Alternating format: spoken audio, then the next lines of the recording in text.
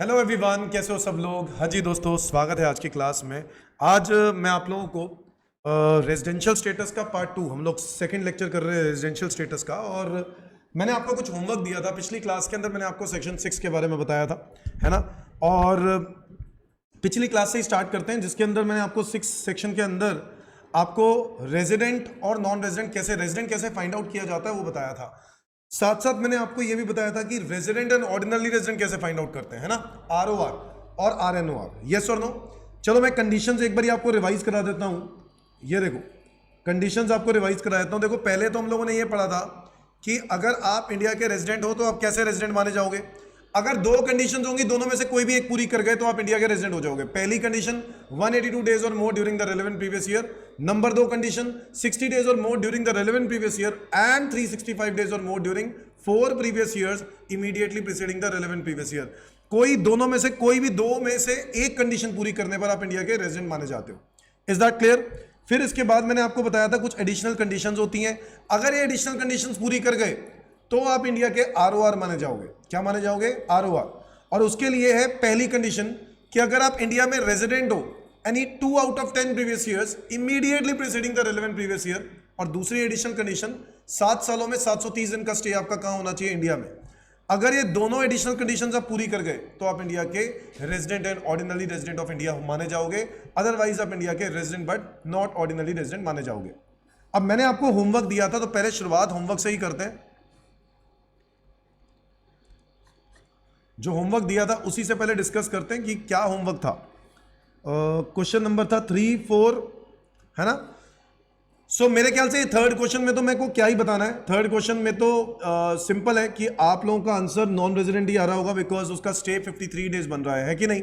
तो third question मेरे ख्याल से हो ही गया होगा।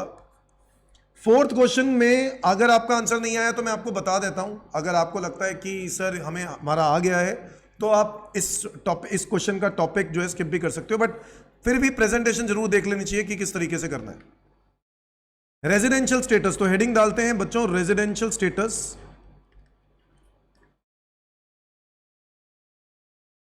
Of Mister Jack.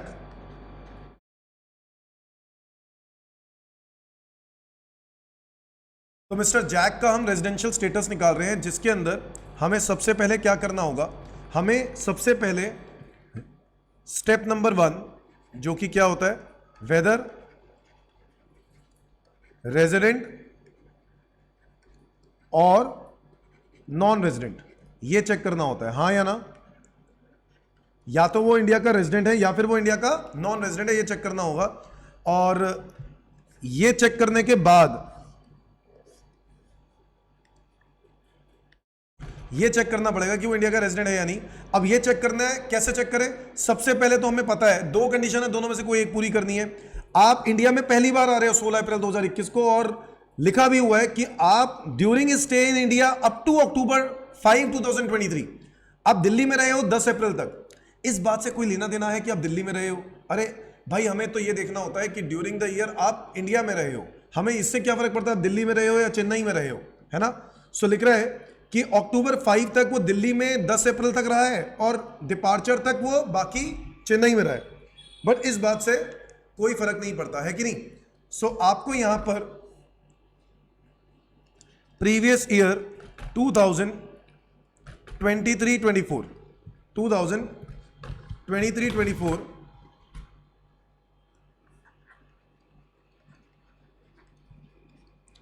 का स्टे देखना चाहिए। और वो बनता है बच्चों अप्रैल में। अगर मैं देखूं तो वो इंडिया में ही था अप्रैल 2023 में। और कितने डेज होते हैं अप्रैल में? 30। मई 23 में वो इंडिया में ही था 31। जून में भी वो इंडिया में ही था 30। जुलाई 23 में भी वो इंडिया में था 31। अगस्त 2023 में भी वो इंडिया में था 31 डेज। सितंबर 2023 वो अगेन इंडिया में था। अगर आप ध्यान से देखो तो वो वापस जाने की बात हो रही है अक्टूबर 5 को, तो 30 डेज। और अक्टूबर 2023 5 दिन, जिस दिन वो मतलब इंडिया से जा रहा था, वो दिन भी इंडिया में काउंट करेंगे। ये बात हम पढ़ चुके हैं कि जिस दिन वो इंडिया में आएगा और जिस दिन वो इंडिया से जाएगा, दोनों ही दिन इंडिया में काउंट करते हैं, हाँ या ना। अब हम लोग क्या करेंगे, इसको टोटल करेंगे। तो देखें जरा कितना स्टे बनता है टोटल। 30, 31, 30, 31, 31, 30 और 5। बच्चों एक कुल मिला के 188 डेज बनते हैं। अब क्योंकि इसका स्टे 188 डेज बन गया है, तो भैया आप तो इंडिया के रेजिडेंट तो बन गए, है ना। सो आप लोग लिखोगे Mister Jack has stayed in India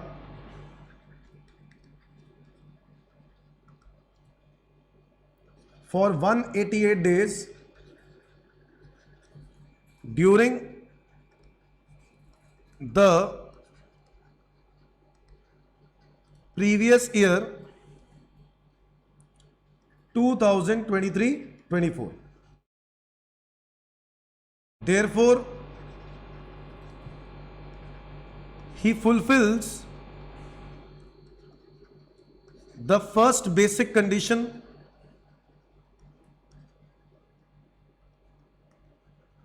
वो मैंने आपको बताई थी, to stay in India for 182 days और मोर। वो आपको वो वाली कंडीशन तो हमेशा मेंशन करनी ही पड़ेगी। और फाइनली आपको लिखना होगा दस he is resident of India. ठीक है जी, अब वो इंडिया का रेजिडेंट है। आगे आ जाओ, स्टेप नंबर 2। हमें स्टेप नंबर 2 क्या करना है? स्टेप नंबर 2 में हमें निकालना है वेदर आप इंडिया के रेजिडेंट एंड ऑर्डिनरी रेजिडेंट हो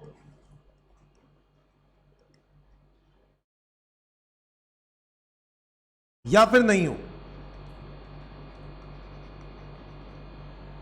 तो उसके लिए भी आपको अगेन कंडीशंस चेक करनी होंगी, और 2 एडिशनल कंडीशंस थी बच्चों। दो में से कोई भी, सॉरी, दोनों की दोनों पूरी करनी पड़ेंगी, तब जाके वो इंडिया का आरओआर बनेगा, हाँ कि नहीं। अब बताओ, यहां पर हमें चेक करना पड़ेगा इसका स्टे कितना है।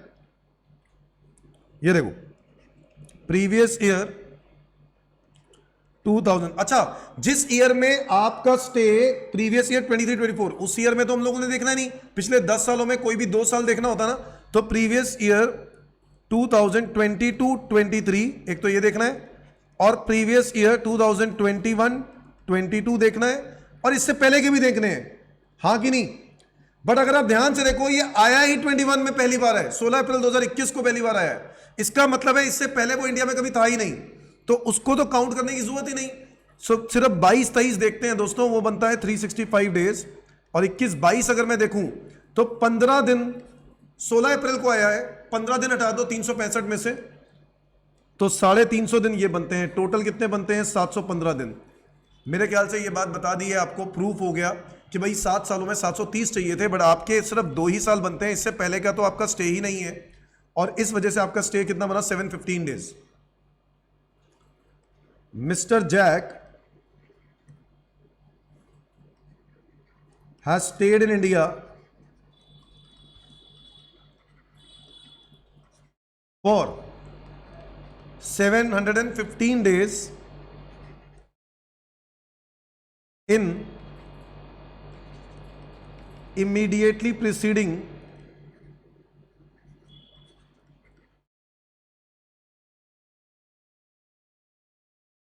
seven previous years,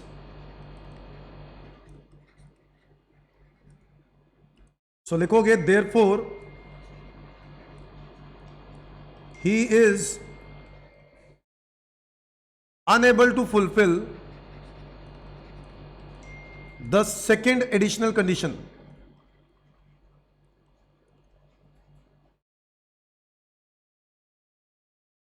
है ना, सेकेंड एडिशनल कंडीशन वो सेटिस्फाई नहीं कर पा रहा। और सेकेंड एडिशनल कंडीशन कौन सी थी? वही 7 ईयर्स में कितना स्टे चाहिए? 730 डेज। तो वो कंडीशन आप यहां मेंशन करोगे, और फाइनली आप क्या लिखोगे एंड में? कंक्लूजन। कंक्लूजन क्या है? कि वो he is resident but not ordinarily resident of India.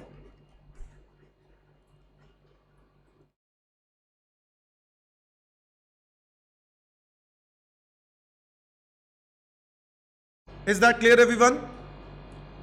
सो मैं उम्मीद करता हूं आप लोगों को लिखना तो समझ में आ गया, तो मैं आगे के जितने भी क्वेश्चंस कराऊंगा वो अब मैं लिखवा के नहीं कराऊंगा, ठीक है। तो अब आपको लिखना तो समझ में आ गया, लिखना कैसे, ठीक है। और ये नोट कर लो, मैं 2 मिनट आया।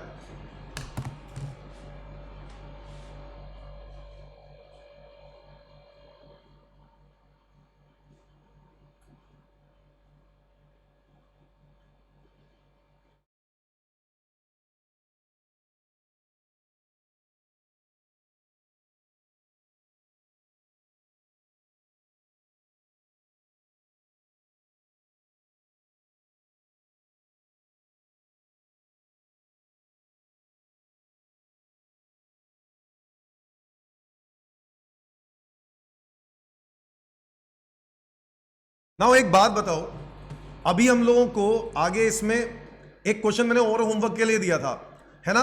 वो मैंने आपको ये वाला क्वेश्चन दिया था, क्वेश्चन नंबर 17 किया था आप लोगों ने। मैं उम्मीद करता हूं आप लोगों ने किया होगा, और अगर नहीं किया है तो प्लीज पहले कर लो यार, फिर आगे वीडियो देखना, ठीक है। ऐसे देखने का फायदा नहीं है। मैं फिर से बार बार बोल रहा हूं, अगर कोई बच्चा ये उम्मीद कर रहा है कि मेरी वीडियो देख देख कर वो पास हो जाएगा, तो नहीं होएगा। मैं पहले ही बता रहा हूं, आप जब तक सेल्फ एफर्ट्स नहीं करोगे, जब तक आप खुद मेहनत नहीं करोगे, आप नहीं पास होने वाले। मेरे कराने से क्या है यार, मेरे कराने से कुछ नहीं होगा। मैं तो आपको गाइडेंस दे रहा हूं, आगे का काम आपने करना है। अगर आपने सेल्फ स्टडी नहीं करी तो कोई फायदा नहीं है एग्जाम भी देने का, कोई फायदा नहीं है अपने आप को प्रोफेशनल समझने का। आपको खुद प्रैक्टिस करनी पड़ेगी पहले इस चीज की।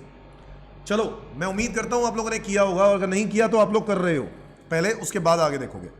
सो आपको मिसेस करुणा कपूर का रेजिडेंशियल स्टेटस निकालना है। उसका स्टे दिया हुआ है कई अलग अलग टाइम पीरियड का, आपको निकालना है उसका स्टेटस असेसमेंट ईयर 23-24, यानी प्रीवियस ईयर 22-23 के लिए। बच्चों ये सीए एग्जाम में क्वेश्चन आ रखा है, सीए में स्टूडेंट्स हो या सीए स्टूडेंट्स हो, मैंने सबके लिए क्वेश्चंस इसके अंदर डाले हुए हैं, ठीक है। आप ध्यान से देखोगे तो बुक के अंदर आपको सारे तरह के क्वेश्चंस मिलेंगे, वैरायटी ऑफ क्वेश्चन प्रैक्टिस करेंगे तो अच्छा लगेगा, ठीक है। कई बार क्या होता है, इंस्टीट्यूट एक दूसरे के पेपर में से क्वेश्चन डाल देता है एज इट इज, तो इसीलिए ये करना जरूरी है ऐसे क्वेश्चंस, ठीक है। आओ, क्वेश्चन नंबर है 17। अगेन रेजिडेंशियल स्टेटस निकालना है। मैं अब कैलकुलेशन सीधा कर रहा हूं, मैं अब स्टेटस नहीं निकाल रहा, ठीक है। मैं वो लिखने वाला काम नहीं कर रहा। 2022-23 उसका स्टे कितना है चेक करो। अप्रैल से लेकर जुलाई 11 वो इंडिया में थी। सो अप्रैल से लेकर जुलाई 11 इंडिया में थी, तो अप्रैल में 3rd में आई, 3rd। सो अप्रैल में कितने दिन हो गए, 28।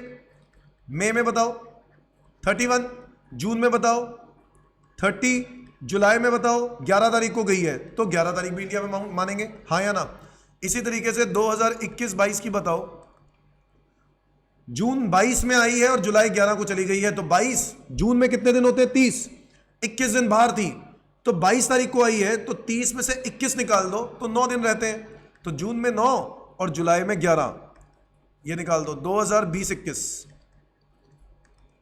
2020-21 अगर हम देखें तो फरवरी 10 से मार्च 26 है, तो फरवरी में टोटल डेज होते हैं 2020-21, मतलब ये लीप ईयर नहीं है। 2020 लीप ईयर जरूर है, बट 2020 फरवरी नहीं है, 2021 है फरवरी में, तो इसलिए 10/10/2021 में आपके यहाँ पे 28 डेज ही रहेंगे।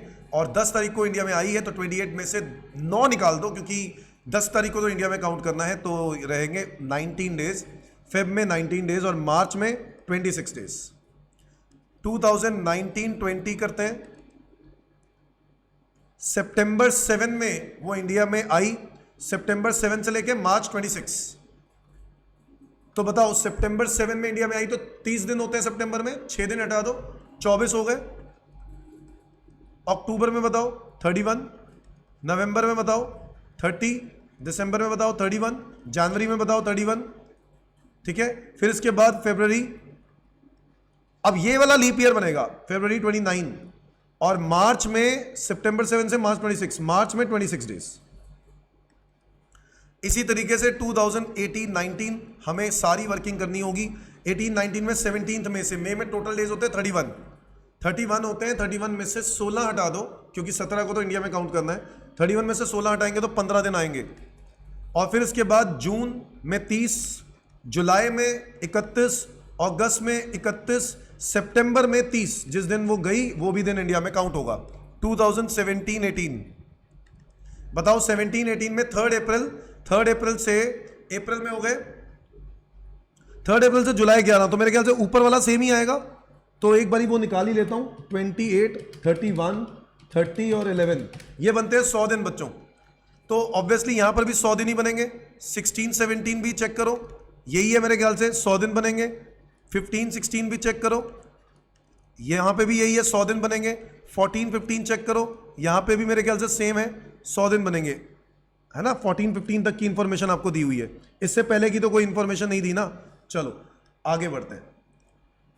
अब ये है 20 दिन, ये है 45 डेज, ये कितना है वो भी देखना पड़ेगा। 2, 4, 31, 30, 31, 31, 29 और 26, ये आ रहे हैं 202 दिन। अब देखते हैं 15, 15 के बाद 30, 31, 31, 30, ये आते हैं 137 डेज। ठीक है, अब हम लोगों ने स्टे निकाल लिया है। अब आपको बताना है कि इन चारों, मतलब इसका पहले तो प्रीवियस ईयर 22-23 में रेजिडेंट है या नहीं। तो देखते हैं, प्रीवियस ईयर 22-23 में देखो 60 डेज तो हो गया, पिछले 4 सालों में 365 चाहिए, 1, 2, 3 और 4, ये 365 चाहिए। क्या हो रहे हैं चेक करें, 20, 45, 202 और 137 हो रहे हैं जी, हो रहे हैं, बिल्कुल हो रहे हैं, 404 दिन बन रहे हैं। तो yes, she is resident of India in previous year 22-23। अब हमें चेक करना है कि आप ROR हो या RNOR कैटेगरी के हो, तो वो चेक करने के लिए पिछले 10 सालों में कोई भी 2 साल रेजिडेंट और 7 सालों में 730 दिन।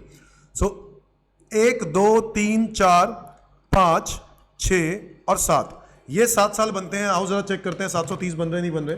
20, 45, 202, 137, 100, 100 और 100 बच्चों नहीं बन रहे, 704 दिन बन रहे हैं, क्योंकि हमें 7 सालों में 730 चाहिए, इस वजह से ये RNOR मानी जाएगी। क्या मेरी बात समझे? और दोनों की दोनों कंडीशन पूरी करनी है ना, एक तो है ही नहीं, एक का तो चक्कर ही नहीं है कि एक कंडीशन पूरी कर गए तब भी आंसर आ जाएगा, नहीं, दोनों की दोनों ही पूरी करनी है। Is that clear everyone? आ जाओ आगे।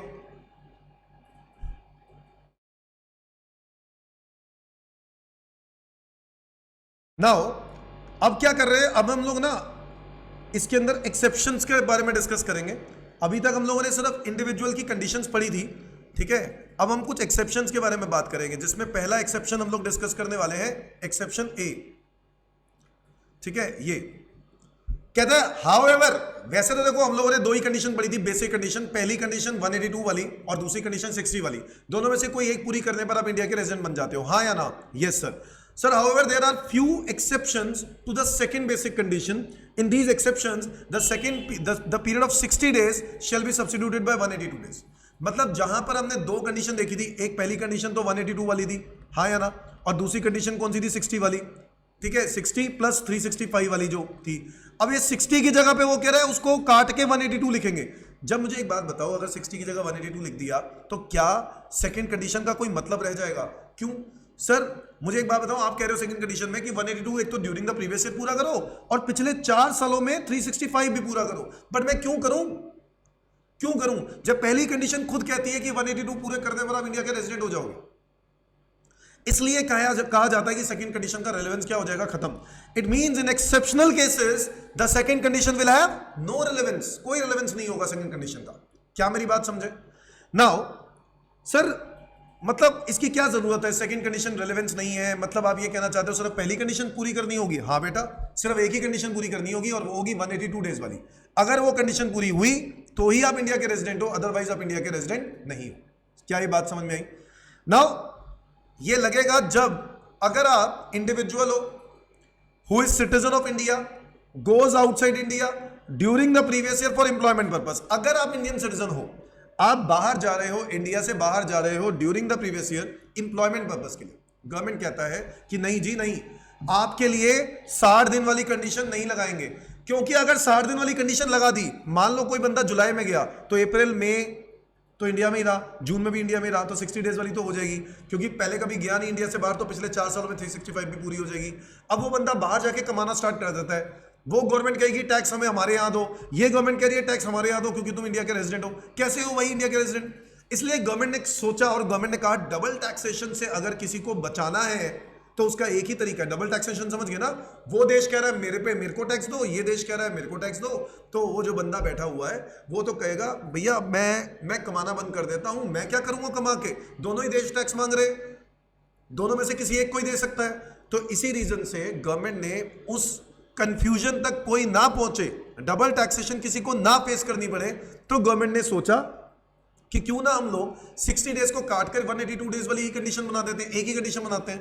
जी हां, तो गवर्नमेंट ने कहा कि अगर आप इंडिया से जा रहे हो बाहर एम्प्लॉयमेंट पर्पस के लिए, तो आपका स्टे अगर 182 डेज और मोर इंडिया में रहा ड्यूरिंग द प्रीवियस ईयर, तो ही आप इंडिया के रेजिडेंट हो गए, अदरवाइज आप इंडिया के रेजिडेंट नहीं हो।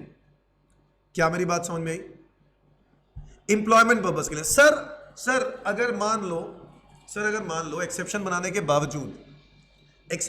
के बावजूद भी उसको दोनों देशों में टैक्स देना पड़ जाता है, तो भी ऐसा हो सकता है? पहले तो बताओ। हाँ बेटा बिल्कुल हो सकता है ऐसा। सर कैसे? बेटा कमाया कहां उसने? बाहर। मान लो वो इंडिया का रेजिडेंट है, बाहर का नॉन रेजिडेंट है, बाहर का स्टे का बहुत कम है, फिर भी कमाया कहां से? बाहर से। तो क्या बाहर की कमाई पर टैक्स उसको इंडिया में भी देना पड़ेगा अगर वो इंडिया का रेजिडेंट है तो? जी हां, इंडिया में भी देना पड़ेगा। और उसी कमाई पर टैक्स क्या वो बाहर वाले मुल्क में भी देगा? बिल्कुल देगा। तो सर वो दोनों एरियाज में, दोनों कंट्रीज में टैक्स पे करेगा? ये तो बड़ी दिक्कत वाली बात है सर। बेटा बिल्कुल सही बात है, आप लोग बिल्कुल सही सोच रहे हो। यूएसए में मान लो टैक्स का रेट है 40%, इंडिया में मान लो टैक्स का रेट है 30%। इस हिसाब से देखा जाए तो ओवरऑल एग्रीगेट टैक्स चला गया गवर्नमेंट के पास 70%, तो बैलेंस कितना बचा? 30%। तो इसका मतलब है आपके लिए, गरीबों के लिए 30% छोड़ दिया, सूंघ लो, कोई दिक्कत नहीं है, हम लोग कमाने नहीं देंगे आपको। भैया ऐसा नहीं होता। इंडिया और यूएस का डबल टैक्सेशन अवॉइडेंस एग्रीमेंट है। इसी तरीके से हमारा बहुत सारे देशों के साथ, यूएस का, Canada, Australia, Brazil, New Zealand, Germany, Russia, इन सारी कंट्रीज के साथ हमारा क्या है? एग्रीमेंट है, जिसको बोलते हैं डबल टैक्सेशन अवॉइडेंस एग्रीमेंट। कि अगर कोई पर्सन डबल टैक्सेशन में फंस जाता है तो उसको प्रॉब्लम्स ना फेस करनी पड़े, जिसकी वजह से गवर्नमेंट ने क्या कहा कि आप एक काम करो, अगर यूएस में 40% टैक्स लग गया है तो इंडिया, और उसने दे भी दिया है, तो इंडिया में उसको देने की जरूरत नहीं है। और अगर उसने इंडिया में 30% टैक्स दे दिया है और अब वो यूएस जा रहा है तो यूएस वाले उससे टैक्स मांग रहे हैं, तो उसको वहां पे जाके कितना और देना पड़ेगा? 10%। यानी in aggregate highest tax rate आपको देना पड़ेगा। अगर आप दो कंट्रीज में फंस जाते हो तो वो कंट्री कहती है मेरे वाला टैक्स दो, आपको हाईएस्ट टैक्स देना होगा। हाईएस्ट क्या है? 40, तो आप वो वाला टैक्स वहां जमा कराओ। अब तुम अगर इंडिया में बैठे हो और इंडिया में टैक्स ले लिया गया 30%, तो 10% और आपको वहां जमा कराना होगा। अब तुम बोलोगे सर इसमें तो यूएस का नुकसान है कि वहां पे 10% मिला, यहां 30% मिला। सर ऐसा नहीं होता है। इंडिया और यूएस, और इनफैक्ट इंडिया और बहुत सारी कंट्रीज के साथ जो भी एग्रीमेंट होता है उसके अंदर लिख दिया जाता है कि जो भी अमाउंट डबल टैक्सेशन वाला आएगा हम उसको किसी रेशियो में डिस्ट्रीब्यूट करेंगे आपस में। हम आपस में इसको क्या कर देंगे? डिस्ट्रीब्यूट कर देंगे कि कितना पैसा आप रखोगे, कितना पैसा मैं रखूंगा। क्या मेरी बात समझ में आई? सो यस, एक्सेप्शंस ए कहते हैं कि अगर आप इंडिया के सिटीजन हो, आप बाहर जा रहे हो एम्प्लॉयमेंट पर्पस के लिए, तो गवर्नमेंट कहती है कि हम आपके लिए सिर्फ एक ही मात्र कंडीशन देखेंगे, 182 वाली। अगर 182 वाली कंडीशन पूरी हुई तो ही आप इंडिया के रेजिडेंट माने जाओगे, वरना आप इंडिया के नॉन रेजिडेंट माने जाओगे। क्या यह बात समझ में आती है दोस्तों? ये देखो दूसरा मेन पॉइंट तो आपको समझ में आया ना, ये गवर्नमेंट ने बनाया क्यों था? ताकि डबल टैक्सेशन के चांसेस कम हो। देखो डबल टैक्सेशन होगा तो दूसरे देशों के साथ हमें अपना टैक्स रेवेन्यू क्या करना पड़ेगा? शेयर करना पड़ेगा। तो कोई भी सरकार ये नहीं चाहेगी कि हम अपना टैक्स रेवेन्यू शेयर करें। नंबर 2, इसलिए कम कोशिश की गई है कि डबल टैक्सेशन का कॉन्सेप्ट ना लगे। सिमिलरली बाहर के देशों में भी इसी तरीके के कॉन्सेप्ट है। अगर इंडिविजुअल इंडिया का सिटीजन है और वो इंडिया से बाहर जा रहा है during the previous year as a crew member of Indian ship, then in that case again the situation is similar. कैसे? सर एक मर्चेंट नेवी में बंदा काम करता है, वो इंडिया से बाहर जा रहा है, शिप उसकी बाहर घूमती फिरती रहती है, उसका काम ही ऐसा ही है ना मर्चेंट नेवी वाले। अब वो क्या है, बाहर जा रहा है तो वो ज्यादातर टाइम तो समुद्र में रहते हैं। अब ऐसे केस में इस पर्सन को इंडिया का रेजिडेंट माने या ना माने? गवर्नमेंट ने कहा इस पर्सन को इंडिया का रेजिडेंट तब मानेंगे जब इसका स्टे मिनिमम इंडिया में 182 डेज और मोर रहेगा। अगर उसका स्टे इंडिया में 182 से लेस है तो वो इंडिया का नॉन रेजिडेंट माना जाएगा, और अगर 182 और मोर है तो ही वो इंडिया का रेजिडेंट माना जाएगा। क्या मेरी बात समझे? सो नंबर दो कंडीशंस हो गई, दो एक्सेप्शनल केसेस हो गए जहां पर 60 डेज वाली कंडीशन लगेगी ही नहीं, सिर्फ पहली कंडीशन देखेंगे। पहली कंडीशन थी he is in India, he is Indian citizen and he goes outside India during the previous year for employment purpose. Number 2, he is an Indian citizen, goes outside India during the previous year as a crew member of Indian ship. crew मतलब staff member है ना। Number तीन, अच्छा crew member की जब मैं बात कर रहा हूं तो इस क्रू मेंबर के ऊपर भी कुछ स्पेशल पॉइंट है। बच्चों आज तक हम लोग पढ़ के आए हैं कि क्रू मेंबर वो पर्सन है जो स्टाफ मेंबर है, और मैंने आपको अभी तक ये बात बताई थी कि जिस दिन आप इंडिया से जाते हैं और जिस दिन आप इंडिया में आते हैं, अभी तक जो हम लोगों ने पढ़ा था, वो दोनों ही दिन इंडिया में काउंट किए जाते हैं। बट थोड़ा सा क्रू मेंबर्स के लिए थोड़ा सा डिफरेंट है। क्रू मेंबर्स के लिए गवर्नमेंट ने कानून अलग बनाया और कहा कि ये डिटरमाइन करना बहुत मुश्किल है कि वो बंदा समुंदर को पार कब करता है, मतलब इंडिया की टेरिटरी को पार कब करता है। इसी रीजन से ना गवर्नमेंट ने कहा कि ये बहुत मुश्किल है कि वो इंडिया में है या इंडिया के बाहर है, ये जानना। गवर्नमेंट ने कहा एक काम करते हैं ना, जब वो बंदा यहाँ पे होगा, जो भी मर्चेंट नेवी वाला होगा या स्टाफ मेंबर होगा शिप का, वो साइन करेगा एक सर्टिफिकेट पे, और ये साइन करके ये साबित करेगा कि मैं शिप को ज्वाइन कर रहा हूं। जिस दिन वो शिप को ज्वाइन करने के लिए साइन इन करेगा, वो दिन वो इंडिया में काउंट किया नहीं जाएगा। और जिस दिन वो इंडिया में वापस आके शिप पर वो साइन करेगा कि भैया मैं, एक सर्टिफिकेट होगा, उसको बोलते हैं कंटिन्यूअस डिस्चार्ज सर्टिफिकेट, उस कंटिन्यूअस डिस्चार्ज सर्टिफिकेट को वो साइन करेगा और ये कह देगा कि मैं आ चुका हूं, ठीक है। बट गवर्नमेंट कहता है इन पूरे पीरियड को एक्सक्लूड करना है, हमें कोई कंफ्यूजन ही नहीं चाहिए। कह रहा जिस दिन वो कंटिन्यूअस डिस्चार्ज सर्टिफिकेट को साइन करेगा शिप ज्वाइन करने के लिए, और जिस दिन वो कंटिन्यूअस डिस्चार्ज सर्टिफिकेट को साइन करेगा जॉब शिप से एग्जिट लेने के लिए, ठीक है, वो पूरा पीरियड जो होगा वो इंडिया में काउंट नहीं किया जाएगा। यानी साल भर में होते हैं 365 डेज, और ये वाला जो पीरियड होगा ना टू बी एक्सक्लूडेड, मान लो अगर वो 110 दिन है तो ये 110 दिन इसमें से माइनस कर दो, इससे ये पता चल जाएगा कि आपका स्टे इंडिया में कितना है। और अगर आपका स्टे 255 डेज है, इसका मतलब है 182 डेज वाली कंडीशन सेटिस्फाई हो रही है, और अगर 182 डेज वाली कंडीशन सेटिस्फाई हो रही है तो आप इंडिया के रेजिडेंट होंगे, हाँ या ना। So in case of foreign bound ships where the destination of voyage is outside India, there is uncertainty regarding the manner and the basis of determining the period of stay in India for Indian citizen being a crew member. In this case, being a citizen of India and a member of crew of ship, the period of stays in India shall in respect of eligible voyage. Voyage का मतलब होता है बच्चों journey. voyage का मतलब क्या होता है? जर्नी। eligible voyage का मतलब है यहाँ पर वो एलिजिबिलिटी जिससे क्या है, एलिजिबल voyage का मतलब है एलिजिबल जर्नी। एलिजिबल का मतलब यहां पर यह था कि गवर्नमेंट कहता है कि ये वो शिप्स होनी चाहिए जो शिप इंडिया से बाहर जा रही हैं या बाहर से इंडिया में आ रही हैं। बेसिकली वो इंटर स्टेट ट्रांसफर नहीं हो रही है शिप्स, इंटर कंट्री ट्रांसफर हो रही हैं।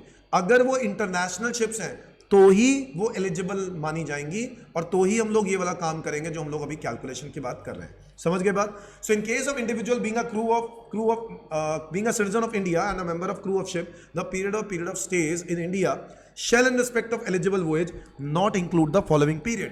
ये पीरियड इंक्लूड नहीं करना। बताओ कौन सा? The date entered into CDC, continuous discharge certificate, in respect of joining the ship by the said individual for the eligible voyage.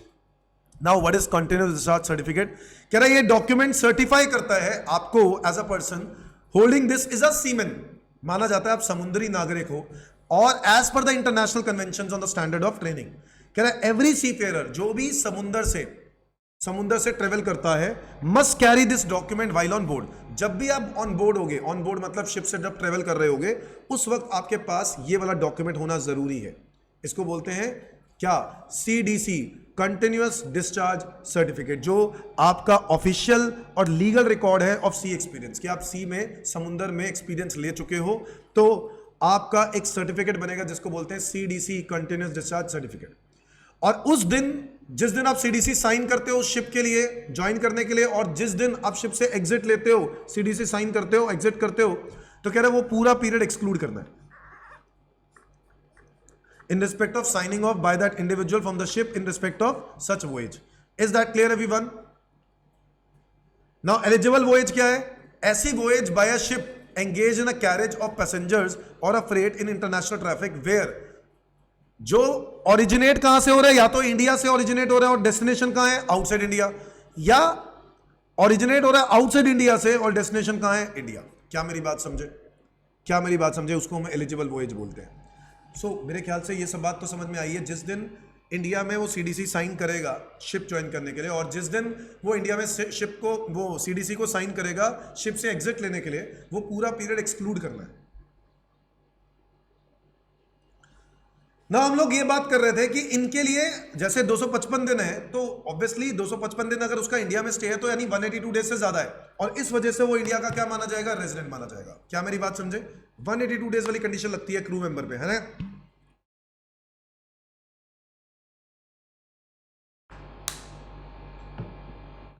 तो जो क्रू मेंबर होगा उसके लिए कंडीशन कौन सी लगनी है? 182 डेज वाली। ये देखो, इंडियन सिटीजन होना चाहिए, goes outside India during the previous year as a crew member of Indian ship, as a crew member of Indian ship. अच्छा, नंबर 3, अगर आप इंडिविजुअल हो, आप सिटीजन हो इंडिया के, या फिर इंडिया के origin person, Indian origin person, person of Indian origin और इंडिया के सिटीजन, दोनों में से कोई भी हो आप, comes on a visit in India during the previous year. Now citizenship तो मैंने आपको बताई थी, जो बाय बर्थ इंडिया में होते हैं, सिटीजन होते हैं, या फिर उनके पास आधार कार्ड होता है, वोटर आईडी कार्ड होता है, पासपोर्ट होता है, जो इस बात का सबूत दे देता है कि yes you are Indian citizen. अब इसके साथ साथ देखो, वो तो वोटर राइट्स होते हैं सिटीजन के पास। पर्सन ऑफ इंडियन ऑरिजिन कौन है? पर्सन ऑफ इंडियन ऑरिजिन वो है, इसके बारे में भी यहां पे लिखा होगा, देखना, ये रहा। A person of Indian origin if he or his parents or either of his grandparents were born in undivided India। कह रहा है एक पर्सन ऑफ इंडियन ऑरिजिन तब बोला जाता है जब आप या आपके पेरेंट्स या आपके पेरेंट्स के भी पेरेंट्स यानी ग्रैंड पेरेंट्स अगर इंडिया में बॉर्न हुए हैं 1947 से पहले। अनडिवाइडेड इंडिया मतलब 1947 से पहले। सो अगर वो 1947 से पहले इंडिया में बॉर्न हुए हैं तो यस दोस्तों, वो इंडियन, आप इंडियन ऑरिजिन कहलाए जाओगे। क्या मेरी बात समझे? देखो, इंडियन ओरिजिन का मतलब बहुत सिंपल सी बात है। देखो, इंडियन ओरिजिन मतलब जो इंडियन दिखते हैं, है ना, आपके हिसाब से तो वही होंगे जो इंडियन दिखते हैं, है ना। आप यूएस में देख रहे हो, ऑस्ट्रेलिया में देख रहे हो, कनाडा में जाते हो, कहीं घूमने फिरने जाते हो, आप देख सकते हो, पहचान सकते हो, भाई साहब ये इंडियन है, ये इंडियन है कि नहीं? मतलब या तो शक्ल से वो पता चल जाएगा इंडियन है, या फिर हरकतों से पता चल जाएगा, हाँ या ना। देखो चलो, हरकतों की बात तो नहीं करते हैं हम, क्यों बुरा भला बोले अपने देशवासियों को, बट पॉइंट ये है कि भाई थूके फेंक रहे हैं, रेड लाइट तोड़ रहे हैं, वो इंडिया में ही चल सकता है, बाहर नहीं चल सकता, समझ गए ना। सो हो क्या रहा है कि गवर्नमेंट ने बोला है इंडियन ओरिजिन वो नहीं है जो आप सोच रहे हो। इंडियन ओरिजिन वो है कि या तो आप इंडिया में खुद बॉर्न हुए हो 1947 से पहले, या आपके पेरेंट्स बॉर्न हुए, या आपके ग्रैंड पेरेंट्स बॉर्न हुए 1947 से पहले, तब हम लोग आपको इंडियन ओरिजिन कहलाएंगे। और इंडियन ओरिजिन हो या आप इंडियन सिटीजन हो, इसके लिए गवर्नमेंट ने क्या बोला कि आप अगर इंडिया में आते हो ऑन अ विजिट मतलब घूमने फिरने के लिए आते हो, फिर इसके बाद दोबारा इंडिया से बाहर चले जाओगे। सर, जितने भी ऐसे लोग हैं, ऐसे पेरेंट्स हैं जिन पेरेंट्स ने अपने बच्चों को बाहर भेज दिया पढ़ने के लिए, फिर उसके बाद वो बच्चे वहीं सेटल हो जाते हैं, फिर वो इंडिया में आते हैं, ऐसा नहीं है कि वो वहीं सेट हो जाते हैं, आते हैं कभी कभार इंडिया में आ जाते हैं, 20 दिन 25 दिन के लिए आते हैं, मिल के चले जाते हैं अपने पेरेंट्स से, है कि नहीं। तो जो वो इंडिया में आते हैं, मिल के चले जाते हैं, वो इसी कैटेगरी के अंदर आते हैं, क्योंकि वो इंडियन ओरिजिन होंगे, पर्सन ऑफ इंडियन ओरिजिन, या फिर वो इंडियन सिटीजन होंगे। अच्छा, आपको पता है अनडिवाइडेड इंडिया, इंडियन ओरिजिन में एक और खास बात है, अनडिवाइडेड इंडिया मतलब 1947 से पहले, मतलब जब लाहौर, इस्लामाबाद, ये पूरा का पूरा इंडिया का मैप था, पाकिस्तान नहीं था। क्या मेरी बात समझते हो? पाकिस्तान नाम से कुछ नहीं था, वो पूरा का पूरा इंडिया का मैप था। Is that clear? बट एक जमाना था, वो टाइम था 1947 के बाद जब टुकड़े हुए थे इंडिया और पाकिस्तान अलग अलग हो गए थे, तो थोड़ी सी सिचुएशन अलग हो गई थी। अभी इसलिए बोला गया कि अगर आप लाहौर में भी बर्थ हुआ है आपका, आपके पेरेंट्स का, ग्रैंड पेरेंट्स का, या काबुल के हैं वो, ठीक है, मतलब वही 1947 से पहले वाले, नॉट काबुल, 1947 से पहले वाले, अगर वो 1947 से पहले इंडिया से बाहर मतलब पाकिस्तान में भी रहे होंगे तो वो इंडिया ही होगा। क्या मेरी बात समझे? तो तभी आप इंडियन ओरिजिन कहलाए जाओगे, तब भी आप इंडियन ओरिजिन कहलाए जाओगे। सो ये 3 बातें ध्यान रखनी है। तीनों में से कोई भी एक एक्सेप्शनल केस में अगर आप आ गए तो आपको 182 डेज वाली कंडीशन देखनी होगी, 60 डेज वाली कंडीशन नहीं देखनी होगी, ठीक है। इसका मतलब बहुत सिंपल है कि वो बंदा जो बाहर सेट होके, बाहर से कमा के इंडिया में आता है, फैमिली से मिलता है, मान लो 60-70 दिन इंडिया में रह गया, तो भैया वो तो इंडिया का रेजिडेंट मान जाएगा। और अगर वो इंडिया का रेजिडेंट माना गया क्योंकि 60-70 दिन रह गया ना, और मान लो वो हर साल आ रहा था, 60-70 दिन एवरी ईयर रह के जा रहा है, तो जिस वजह से उसका 365 भी बन रहा है पिछले 4 सालों में, तो वो तो बेचारा कमा कहाँ रहा है, बाहर, टैक्स बाहर भी भरेगा, इंडिया में भी भरेगा, इंडिया का रेजिडेंट हो गया तो नहीं भाई, गवर्नमेंट ने बोला नो। समझ गए बात? गवर्नमेंट ने मना कर दिया, गवर्नमेंट ने कहा नहीं, आपको यहां पे टैक्स देने की जरूरत नहीं है। क्या मेरी बात समझ में आई? सो 3 ये बात है। अच्छा, ये तीसरी बात है ना, इसके ऊपर भी एक पॉइंट है जो और ध्यान देने की जरूरत है। फिर से बोलो, क्या था ये third point? Indian citizen, Indian origin person, अगर वो इंडिया में आ रहा है on a visit, Indian citizen, Indian origin person अगर इंडिया में आ रहा है ऑन अ विजिट, विजिट मतलब आया उसके बाद चला गया, तो ऐसे केस में हम लोग 182 डेज वाली कंडीशन देखेंगे कि वो इंडिया का रेजिडेंट है या नहीं। यानी अगर मैं कह रहा था ना 65 डेज वाला वो इंडिया में रहा, तो उस केस में तो वो इंडिया का नॉन रेजिडेंट होगा, क्योंकि 182 डेज तो पूरे हुए ही नहीं। हाँ या ना? However, such persons have total income. अगर इंडियन सिटीजन या इंडियन ऑरिजिन जो इंडिया में आ रहे हैं ऑन अ विजिट, अगर उनकी total income other than the income from foreign sources, other than income from foreign sources मतलब बाहर की कमाई नहीं है उसकी, उस बाहर की कमाई को छोड़ के कोई और से कमाई है, मतलब इंडिया से कमाई है भाई, या तो फॉरेन सोर्सेस, इंडिया के बाहर सब कुछ फॉरेन है, बाहर को छोड़ के इंडिया की बात हो रही है कि अगर उसकी कोई इनकम इंडिया में वो अर्न कर रहा है अदर देन फॉरेन सोर्सेज, मतलब इंडिया की income, that is income which accrues outside India, मतलब उस फॉरेन सोर्सेज वाली इनकम को कह रहे हैं एक्रूराइज जो आउटसाइड इंडिया हुई हो। एक्रू समझ गए ना, जो कमाया बाहर है आपने, उसको छोड़ के, तो इसका मतलब है वो इनकम जो इनकम कहां कमाई गई हो, इंडिया में, उसकी बात हो रही है। अगर ऐसे पर्सन जो इंडिया के सिटीजन है या इंडिया के पर्सन ऑफ इंडियन ऑरिजिन है और उसकी टोटल इनकम इंडिया से, इंडिया में एक्रूराइज से कितनी है, exceeds 15 lakh during the previous year, कितनी है, 15 लाख रुपए से ज्यादा। सो गवर्नमेंट कहता है अगर आप इंडिया में इनकम अर्न करते हो और आपकी जो इनकम है 15 लाख रुपए से ज्यादा बनती है, ठीक है, इस प्रीवियस ईयर में 15 लाख से क्या बनती है, ज्यादा बनती है, other than the income which you have been earned in foreign sources, भाई फॉरेन सोर्सेस से आपने जो भी अर्न किया हो, मैं वो लेना देना नहीं है, मैं इंडिया की बात कर रहा हूं। इंडिया से आपकी कमाई 15 लाख रुपए से ज्यादा है, अगर है तो आप इंडिया के रेजिडेंट माने जा सकते हो। कब?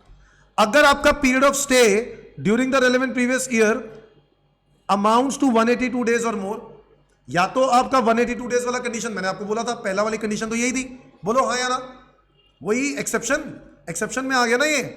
अब एक एक्सेप्शन में तो यही बोल दिया था कि अगर ये इंडियन सिटीजन, इंडियन ऑरिजिन है, तो उसका वो तो इंडिया में आ रहा हो ना विजिट, तो उसके लिए 182 डेज देखनी है, तो ही वो इंडिया का रेजिडेंट होगा, या तो ये कंडीशन पूरी कर जाए, या फिर he has been in India during 4 previous years immediately preceding the previous year for the total period of 365 days or more and has been in India for at least 120 days in the previous year. यहां पे माथा खनकता है और दिमाग होता है खराब। Sir आप कहना क्या चाहते हो वो बोलो सीधा सीधा। बेटे मैं कहना ये चाहता हूं कि मेरी जो थर्ड एक्सेप्शन केस था, अगर आप इंडियन ऑरिजिन हो या आप इंडियन सिटीजन हो और आप इंडिया में आ रहे हो ना विजिट कर आ रहे हो, तो मतलब आके चले जाओगे, ऐसे केस में इंडियन गवर्नमेंट कहती है कि आपका स्टे 182 डेज देखा जाएगा, अगर 182 से कम होगा तो आप इंडिया के नॉन रेजिडेंट होंगे। ओके सर समझ में आया ये तो। अब अगर आप 182 से कम है तो इंडिया के नॉन रेजिडेंट हो, है ना।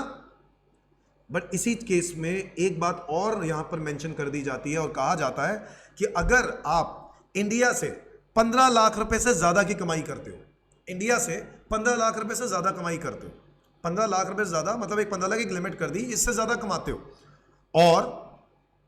और आपका स्टे इंडिया में 120 डेज और मोर है और पिछले 4 सालों में 365 डेज और मोर है, तो भी आप इंडिया के रेजिडेंट माने जा सकते हैं।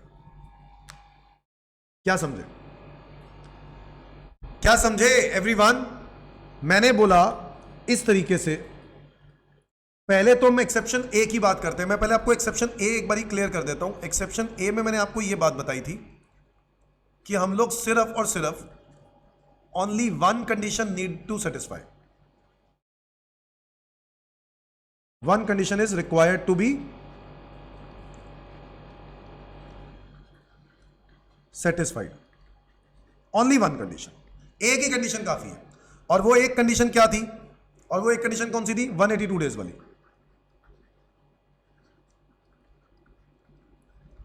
Is that clear? अब इस एक्सेप्शंस ए कैटेगरी के अंदर 3 पॉइंट्स आते हैं। पहला, इफ एन इंडिविजुअल जो कि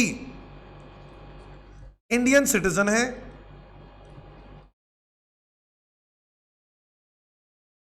आउटसाइड इंडिया जा रहा है, गोज आउटसाइड इंडिया,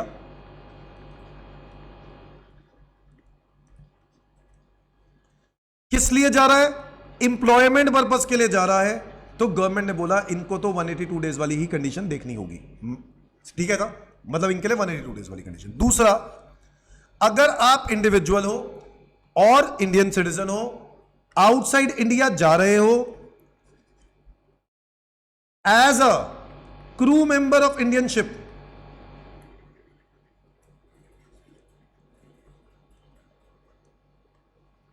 तो भी 182 डेज वाली कंडीशन देखनी होगी। नंबर 3, अगर आप इंडिविजुअल हो, इंडियन सिटीजन हो या फिर पर्सन ऑफ इंडियन ओरिजिन हो,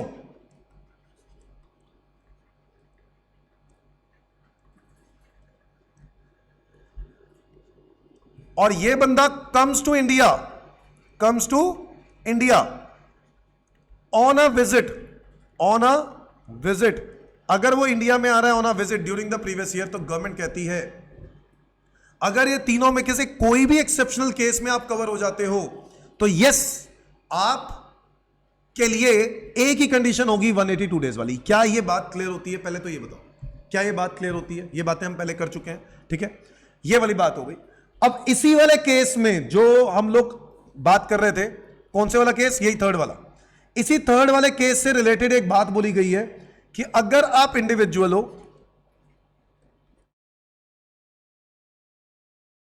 इंडियन सिटीजन हो या फिर आप इंडियन ओरिजिन पर्सन हो और आप इंडिया में आ रहे हो ना विजिट, एंड ये यहां पर मैं बोलता हूं, अब ये तीन एक्सेप्शनल केसेस समझ में आए ना, वो 3 एक्सेप्शनल केसेस हो गए खत्म 182 के लिए, तो 182 वाली पूरी कर गए तो आप इंडिया के रेजिडेंट हो, ठीक है। अब इसी वाली कैटेगरी में इसमें लिखा जा रहा है एंड अगर आप की टोटल इनकम कहां से, फ्रॉम इंडिया एक्सीड कर जाती है 15 लाख रुपए से ज्यादा ड्यूरिंग द प्रीवियस ईयर, उसकी इनकम इंडिया में 15 लाख रुपए से क्या है, ज्यादा है, और उसका हिज स्टे इज 120 डेज और more during previous year and 365 days or more in 4 previous years immediately preceding the relevant previous year.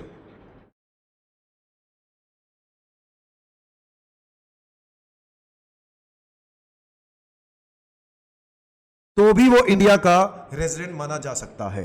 क्या मेरी बात समझे? बताओ, क्या मेरी बात समझे? ये कहानी खत्म हो गई थी 3 कंडीशन वाली, वो 3 एक्सेप्शनल केसेस खत्म हो गए, पहले ये समझो।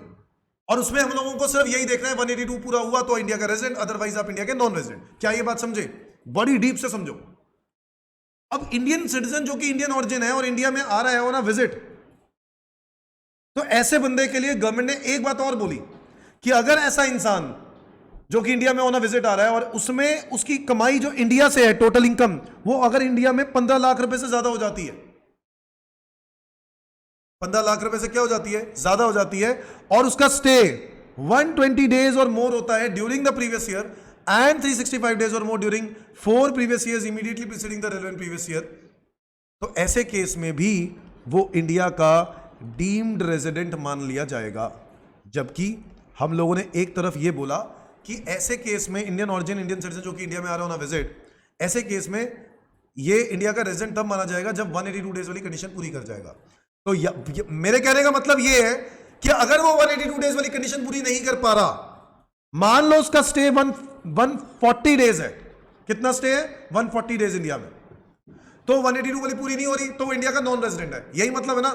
बट गवर्नमेंट ने इसी के साथ अटैच वाली बात बोल दी और कहा कि अगर वो बंदा इंडिया में 15 लाख रुपए से ज्यादा कमाता है, इंडिया में 15 लाख रुपए से ज्यादा कमाता है, इंडिया से ही 15 लाख रुपए से ज्यादा कमाता है, बाहर की इनकम की बात नहीं कर रहा हूं, और उसका स्टे 120 दिन या उससे ज्यादा होता है, और पिछले 4 सालों में भी उसका स्टे 365 डेज होता है, तो वो डीम्ड रेजिडेंट मान लिया जाएगा। क्या मेरी बात समझे तो बताओ। Is that clear?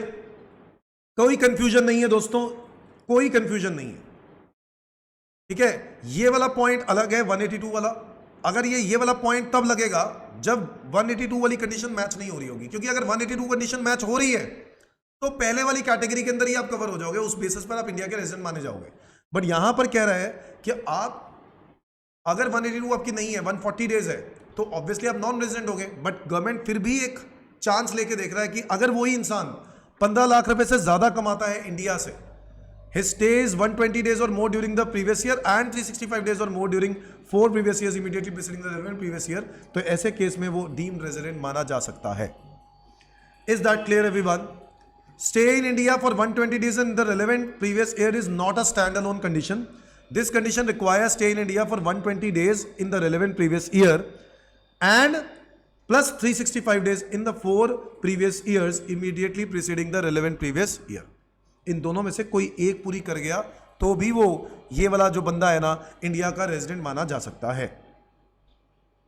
Is that clear everyone? और इनकम जो कमाई हुई है ना, सारी बातों का क्या मतलब है कि इनकम इंडिया से कमाई हुई होनी चाहिए। कहां से होनी चाहिए? इंडिया से। अब ये जो मतलब है ना except income from business control, वो डेप्थ मीनिंग हम लोग इंसिडेंस ऑफ टैक्स इसी चैप्टर के आगे वाले पॉइंट में पढ़ेंगे, ठीक है, डोंट वरी। अभी के लिए ये समझो कि इनकम इंडिया से कमाई हो। तो कंक्लूजन, ये वाली बात जो अभी वाली बात है, कंफ्यूजन हो रही थी सर, मैं क्लैरिफाई करता हूं। गवर्नमेंट कह रहा है under this exception an individual shall be deemed to be resident but not ordinary resident. Simple बोल दिया, ये जो डीम्ड रेजिडेंट है ना, सिंपल बोल दिया कि RNOR है, डायरेक्ट शॉर्टकट। मतलब आपको कैटेगरी 2, जो कैटेगरी 2 अदर कंडीशन नहीं थी, एडिशनल कंडीशन, वो आपको देखना ही नहीं है। आप डायरेक्ट क्या बन जाओगे? Deemed resident but not ordinarily resident. अब अच्छा, deemed to be resident but not, यानी RNOR बन जाओगे। आप क्या बन जाओगे? RNOR। अगर ये 4 कंडीशंस पूरी कर ली, अब ये 4 कंडीशन क्या है? पहली, इंडियन सिटीजन या फिर person of Indian origin, India में आ रहा है ऑन अ विजिट। देखो आ गया ना वही पॉइंट, आ गया ना वो पॉइंट, आपको समझ में आया मैं वो पॉइंट क्यों उसके साथ करवा रहा था। अगर उसकी टोटल इनकम, उस पॉइंट में ये बात नहीं लिखी हुई थी एक्सेप्शंस ए में, वहां पे सिर्फ वो पॉइंट लिखा है कि वो इंडिया में आ रहा है ऑन अ विजिट। अगर ऑन अ विजिट आ रहा है पर इनकम के बारे में कुछ नहीं पता या इनकम है ही नहीं इंडिया में, तो ऐसे केस में 182 डेज वाली ही कंडीशन देखेंगे और कोई कंडीशन नहीं देखेंगे। बट अगर उसकी इंडिया में his total income exceeds 15 lakh during the relevant previous year और उसका स्टे 120 डेज या उससे ज्यादा हो जाता है ड्यूरिंग द प्रीवियस ईयर, तो गवर्नमेंट कहता है ये डीम्ड RNOR माना जाएगा। क्या माना जाएगा? डीम्ड RNOR माना जाएगा। क्या मेरी बात समझ में आ रही है एवरीवन? क्या ये कंक्लूजन समझ में आता है सबको? क्वेश्चंस करेंगे इसके ऊपर, कंक्लूजन को क्लियर कर लो, क्लैरिफाई कर लो अच्छे से, ठीक है। कोई डाउट होगा तो प्लीज मैसेज कर देना। Now next, there is another exception B, deemed resident. इसमें भी ये बोला गया है कि अगर ये बंदा 3 कंडीशन सेटिस्फाई कर गया ना तो ये डीम्ड रेजिडेंट। अब ये जो पॉइंट है ना, ये इसका एक्सेप्शन ए की किसी भी कैटेगरी से कोई लेना देना नहीं है। एक्सेप्शन ए में 3 कैटेगरी थी। पहली कैटेगरी, इंडियन सिटीजन इंडिया से जा रहा है एम्प्लॉयमेंट पर्पज के लिए। Number 2 category, Indian citizen India से जा रहा है क्या कहते हैं, as a crew member of Indian ship. Number 3 category, Indian citizen या इंडियन ओरिजिन पर्सन इंडिया में आ रहा है ऑन अ विजिट।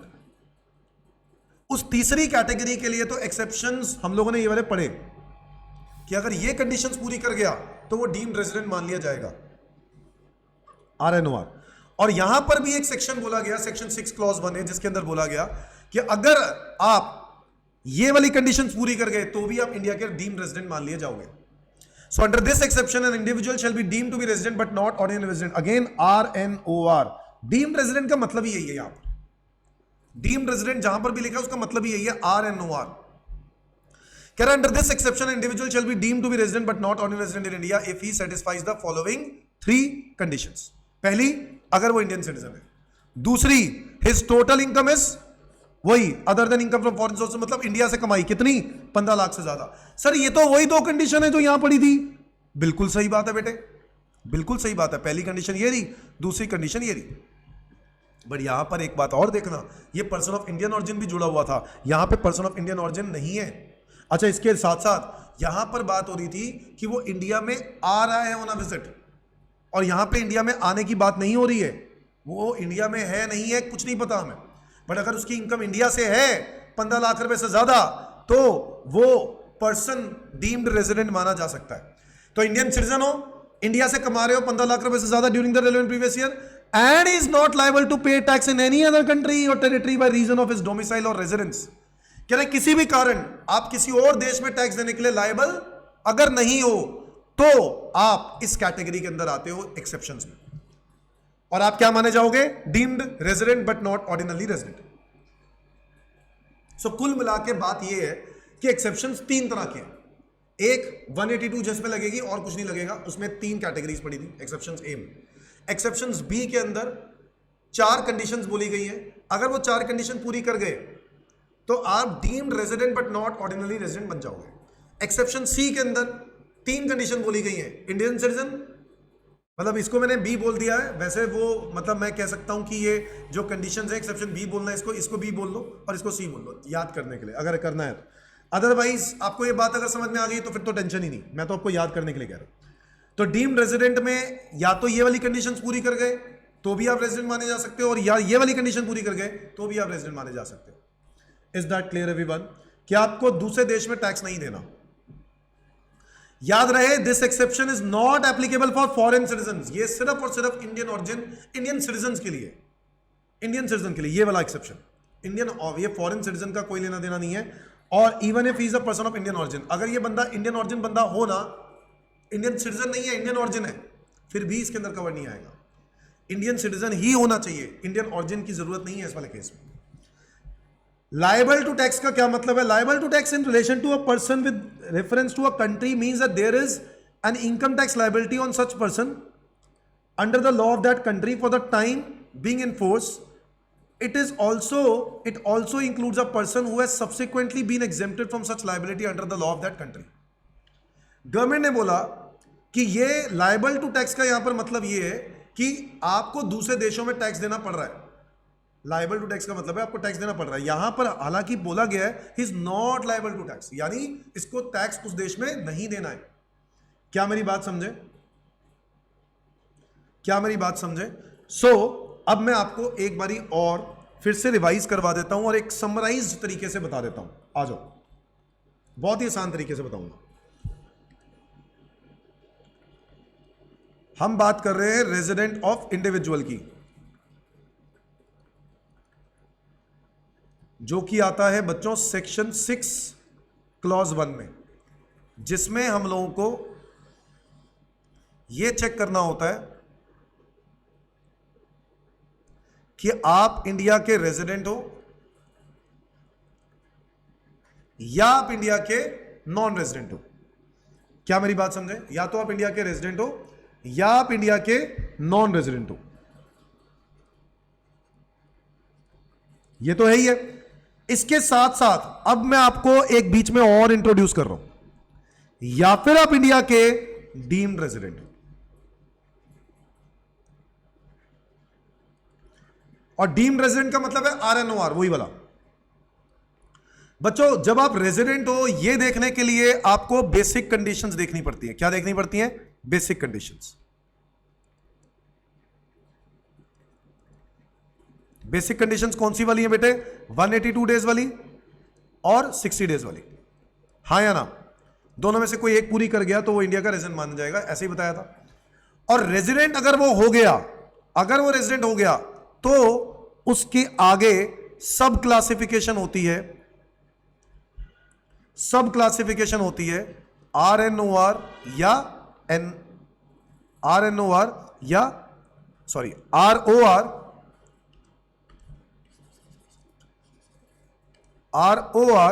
या RNOR। और ये जो ROR और RNOR के लिए आपको 2 एडिशनल कंडीशंस दी जाती हैं, और वो दोनों की दोनों सेटिस्फाई करनी होती हैं।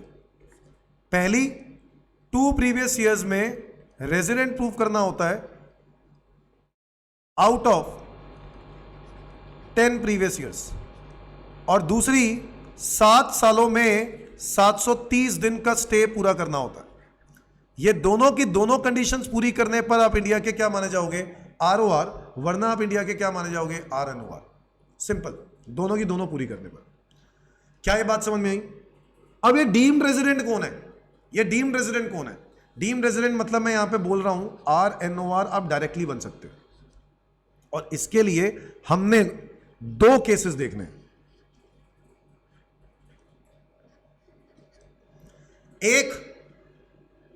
एक 4 कंडीशंस वाली डीम्ड रेजिडेंट, और एक है 3 कंडीशंस वाली डीम्ड रेजिडेंट। अगर मैं ये 4 कंडीशंस यहां लिख दूं तो मैं यहां पर यह बोलना चाह रहा हूं कि अगर आप इंडियन सिटीजन हो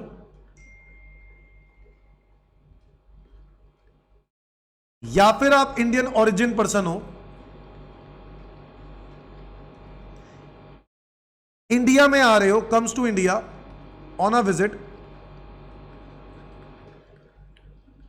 आपकी टोटल इनकम इंडिया से, टोटल इनकम फ्रॉम इंडिया कितनी है? 15 लाख रुपए से ज्यादा है, और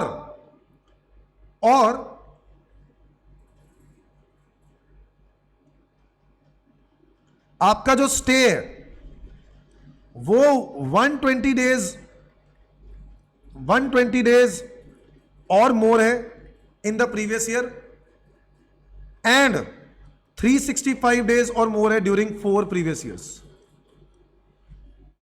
मतलब ये चारों कंडीशंस पूरी कर गए अगर आप, तो आप इंडिया के क्या माने जाओगे? Deemed RNOR। Deemed RNOR। क्या मेरी बात समझे? और मैंने आपको बताया ROR में जब हम लोग रेजिडेंट करते हैं, इसके अंदर भी कुछ एक्सेप्शन थे। एक्सेप्शंस, ऐसे एक्सेप्शंस जिनके ऊपर सिर्फ वही 182 डेज वाली कंडीशन ही लगती है, और वो एक्सेप्शंस थे 3 तरह के। एक, अगर आप इंडियन सिटीजन हो, इंडिया से बाहर जाते हो एम्प्लॉयमेंट पर्पस के लिए। नंबर 2, अगर आप इंडियन सिटीजन हो, इंडिया से बाहर जाते हो as a crew member of Indian ship. और नंबर 3, अगर आप इंडियन सिटीजन हो या आप इंडियन ऑरिजिन हो और अब इंडिया में आ रहे हो ऑन अ विजिट। उसके लिए मैंने आपको बताया था सिर्फ एक ही कंडीशन सेटिस्फाई करनी है, वो है 182 डेज और मोर। क्या मेरी बात समझ में आई? अच्छा, डीम्ड रेजिडेंट में एक तो ये 4 वाले ये पॉइंट्स हो गए, और 3 कंडीशंस और है। अब कह रहा है या तो ये पूरी कर जाओ या ये 3 कंडीशंस पूरी कर जाओ। क्या है? पहली कंडीशन कि आप इंडियन सिटीजन हो। दूसरी कंडीशन, आपकी total income from India 15 lakh से ज्यादा है। Third condition, he is not liable to pay tax in any other country.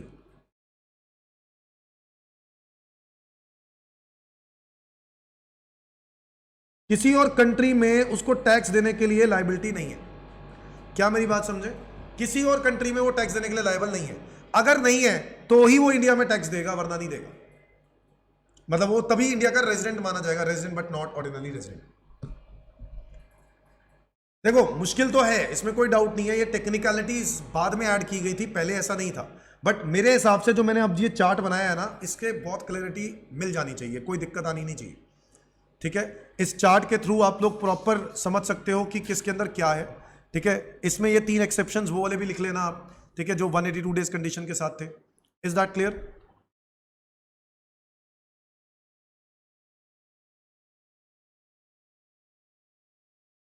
अब ये देखो, आओ जरा कुछ क्वेश्चन देखते हैं। ये देखो, पहला तो एक क्वेश्चन दिखाता हूं मैं आपको। पहले तो वो वाला जो हम लोग इंडियन सिटीजन, जो crew member of Indian ship वाला केस था, उसके बारे में करते हैं क्वेश्चन, है ना। दैट मिस्टर आनंद, एक क्वेश्चन नंबर 9 है। Mister Anand is an Indian citizen and a member of crew of a Singapore bound Indian ship engaged in carriage of passengers in the international traffic departing from Chennai port on 6th of June 2023। 6 जून को उसका जो international traffic के लिए यानी eligible voyage है ना, बाहर जा रहा है। From the following details of previous year 23-24 होगा बेटा, ये इसको ठीक कर लेना, 23-24। Determine the residential status of mister Anand. आपको आनंद का रेजिडेंशियल स्टेटस निकालना है असेसमेंट ईयर 24-25 का। Assuming that is stay in India for the last 4 previous years, दे दिया है पिछले 4 प्रीवियस ईयर्स का 400 दिन और पिछले 7 सालों का 750 दिन। Is that clear everyone? अब आपको यहां पर यह भी दे दिया गया है कि आपने जब सीडीसी साइन किया था ज्वाइनिंग द शिप के लिए, तो वो कौन सी तारीख को किया था, और सीडीसी से एग्जिट मतलब साइन ऑफ कब किया था आपने शिप से सीडीसी, और वो है 9 दिसंबर 2023। सो एवरीवन, करना कैसे है इसको, आओ जरा देखते हैं।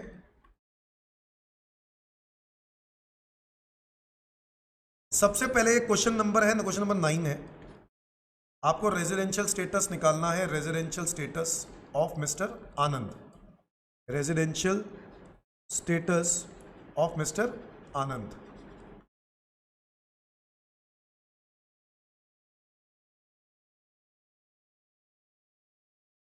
ठीक है, अब यहां पर देखो क्वेश्चन में लिखा हुआ है, सबसे पहले तो आपको पता है, सबसे पहले तो हमें वही करना है, स्टेप नंबर 1, क्या वेदर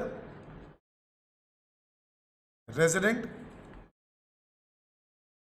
और नॉन रेजिडेंट,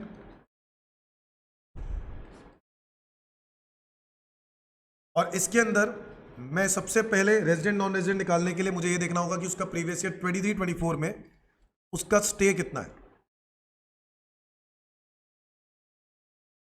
और वो देखने के लिए मुझे पता है टोटल स्टे कितना बन रहा है 365 डेज, जिसमें से अगर मैं ये निकाल दूं कि पीरियड टू बी एक्सक्लूडेड कितना है, पीरियड टू बी एक्सक्लूडेड,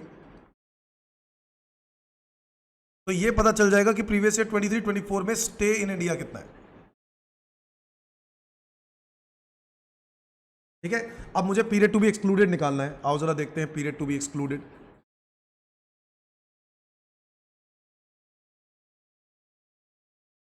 और उसके लिए मैंने आपको बताया ही था, कौन सी डेट से लेकर कौन सी डेट, 6 जून से लेकर 6 जून 2023 से लेकर 9 दिसंबर 9 दिसंबर 2023 तक ये पीरियड एक्सक्लूड करना है, ये पीरियड इंडिया में माना नहीं जाएगा।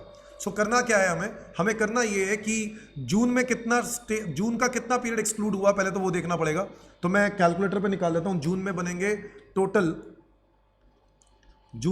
टोटल 6 तारीख को इंडिया से बाहर ही मानते हैं चलना है, तो जून में 30 डेज होते हैं, 5 दिन वो इंडिया में रहा, तो क्या मैं कह सकता हूं 25 दिन जून के, 25 दिन जून के बाहर हो गए। जुलाई में 31, अगस्त में 31, सितंबर में 30, अक्टूबर में 31 और नवंबर में 9, तो ये हो गया 157 डेज। सो मैं कह सकता हूं 157 डेज वो पीरियड टू बी एक्सक्लूडेड है। इसका मतलब है 365 में से अगर मैं 157 डेज निकाल दूं,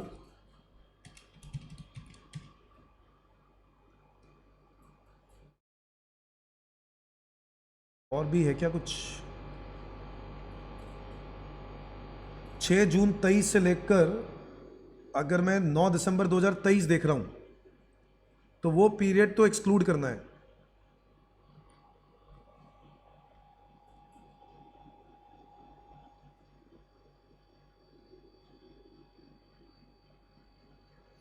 छह जून 23 मतलब 6 जून में हो गया, एक बार फिर से कैलकुलेट कर लेते हैं, 25, जुलाई में हो गए 31, अगस्त में हो गए 31, सितंबर में हो गया 30, अक्टूबर में हो गया 31, नवंबर में हो गया 9, अच्छा नवंबर भी तो है, नवंबर में 30 और दिसंबर में है 9, 187 डेज आएगा, सॉरी 187 डेज। 187 डेज मैं माइनस करूंगा 365 में से, और ये बन रहे हैं 178 डेज। तो आपको अपने आंसर में क्या लिखना होगा, since mister Anand is an Indian citizen and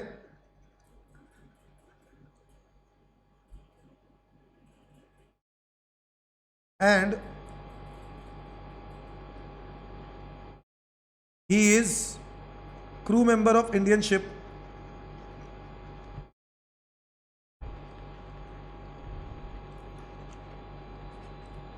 which goes outside India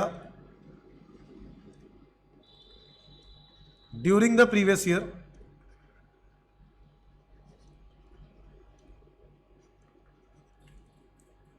thus he is covered under exceptional cases, he is covered under exceptional cases where he need to satisfy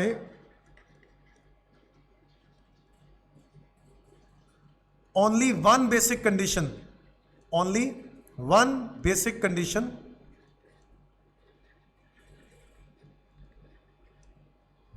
that is to stay in India for 182 days or more in the relevant previous year, in the relevant previous year.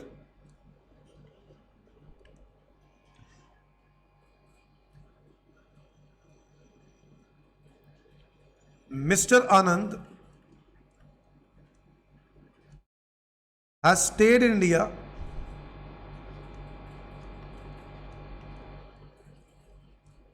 for 178 days. 178 days, and therefore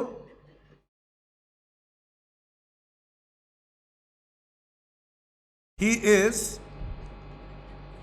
non-resident of India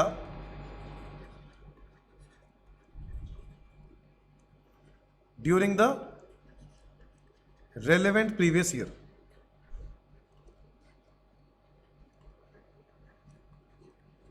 Is that clear everyone? During the relevant previous year वो India का क्या माना जाएगा? Non resident. क्यों माना गया? क्योंकि वो कंडीशन, ये वाली कंडीशन पूरी नहीं कर पाया, है ना, 182 डेज और मोर. Is that clear? तो लो जी, ये है क्वेश्चन नंबर 9. अब मैं आपको वो वाला क्वेश्चन दिखा देता हूं जो क्वेश्चन में आपको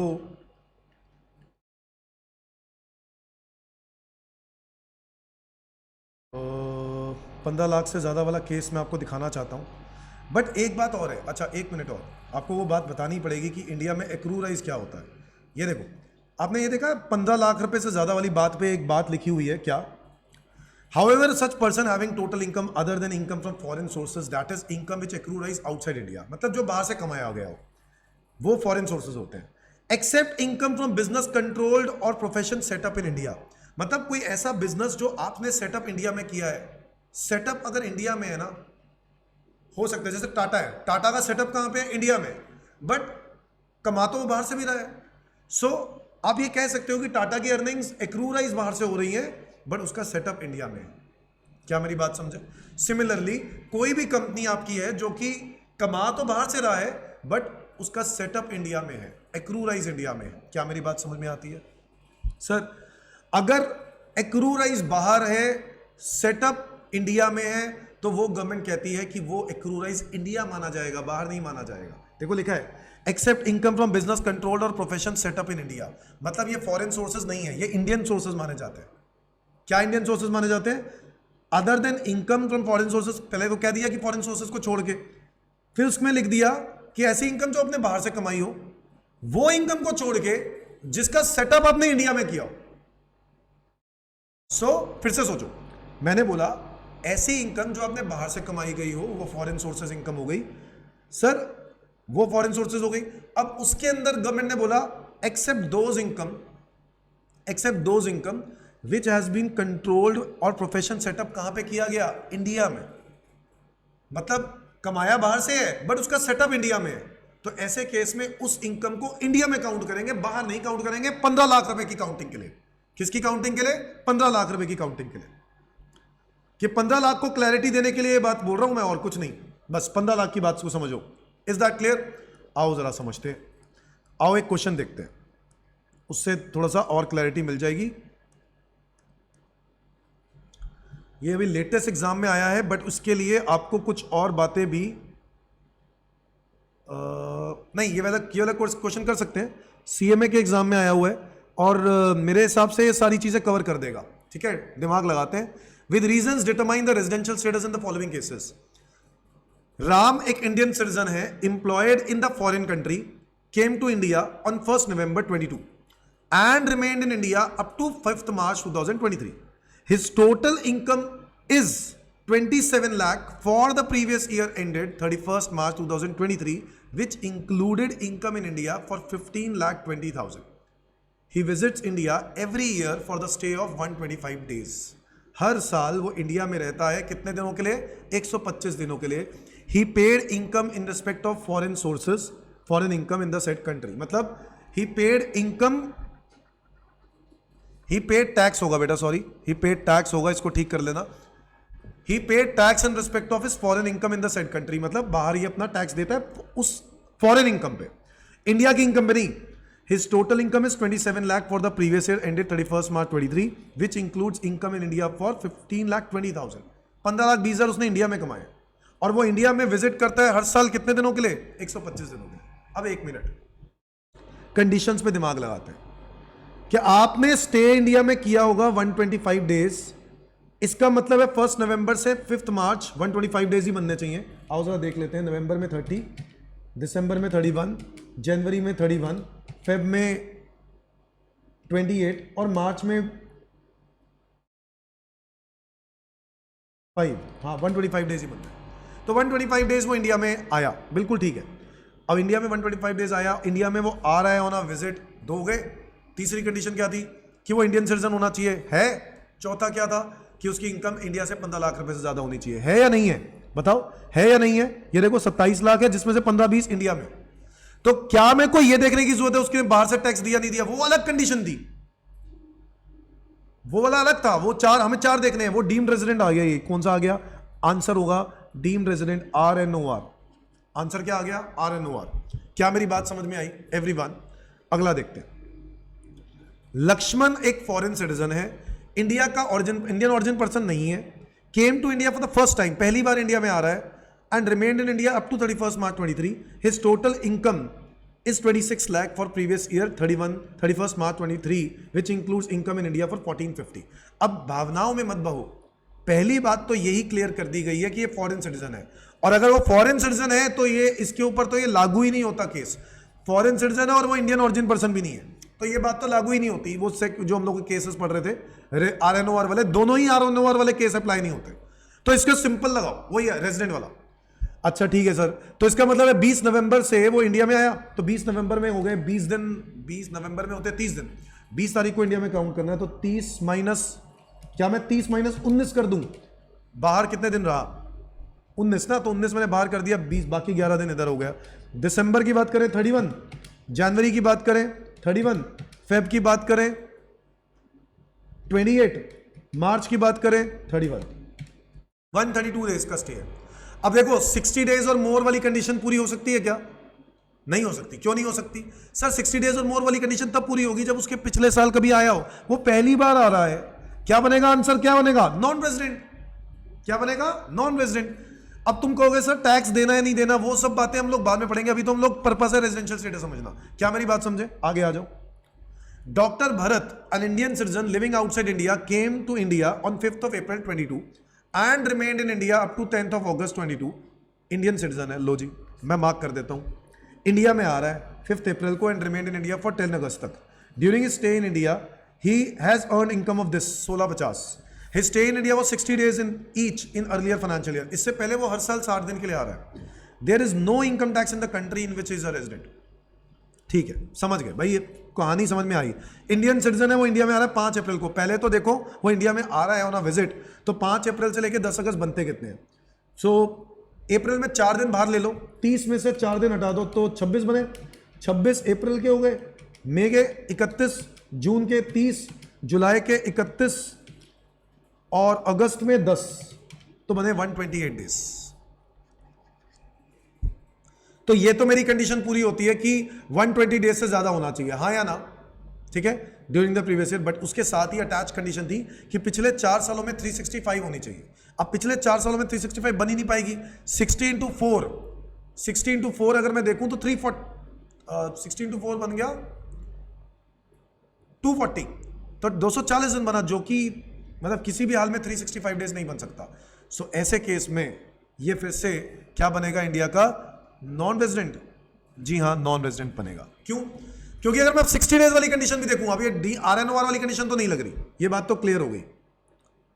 क्यों? इंडियन सिटीजन है। अच्छा, दूसरा केस भी था, इंडियन सिटीजन है और अगर उसकी इनकम 15 लाख, सॉरी एक मिनट बच्चों, दूसरे वाला तो देखा ही नहीं हमने, सेक्शन 6 क्लॉज 1A वाला। अगर वो इंडियन सिटीजन है और उसकी इनकम 15 लाख रुपए से ज्यादा है, इंडिया से है, और उसको दूसरे देशों में टैक्स नहीं देना, तो हो गया ना RNOR, हाँ या ना? हो गया। डीम्ड रेजिडेंट, ये बन गया एक्सेप्शंस, वो जो मैंने बी वाले बताए थे। डीम्ड रेजिडेंट, इसमें 3 कंडीशन थी, पहले इंडियन सिटीजन और उसकी टोटल इनकम इंडिया में 15 लाख से ज्यादा होनी चाहिए और he is not liable to pay tax in any other country. तो आ गया थर्ड, तो RNOR आंसर है। मेरे को डेज देखने की जरूरत ही नहीं, इस पे लगने की जरूरत ही नहीं। क्या मेरी बात समझे? Is that clear? और प्रैक्टिस करनी है, एक और प्रैक्टिस करते हैं, आ जाओ।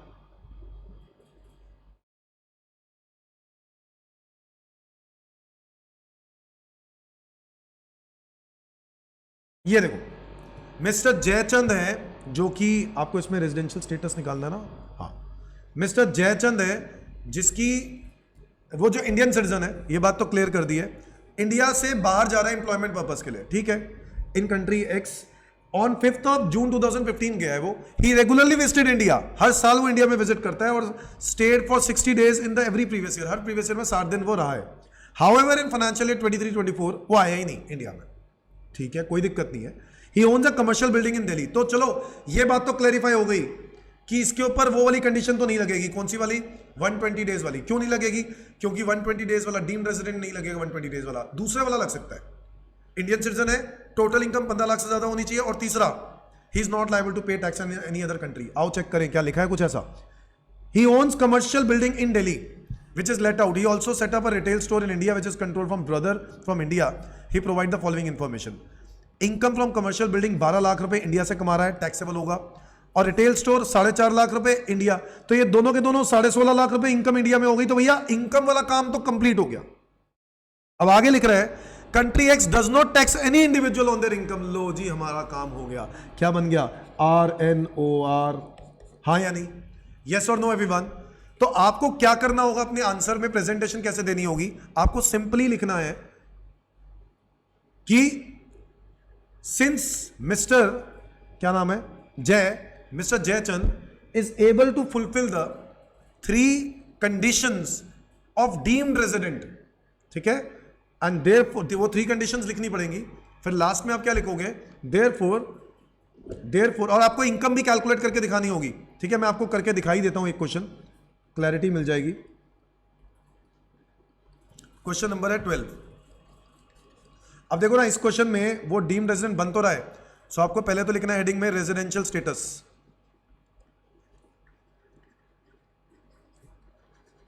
ऑफ मिस्टर जयचंद, ठीक है। अब आपको ये स्टेटस निकालना है और इसके लिए सबसे पहले वही करना है काम, स्टेप नंबर 1, वेदर रेजिडेंट और नॉट।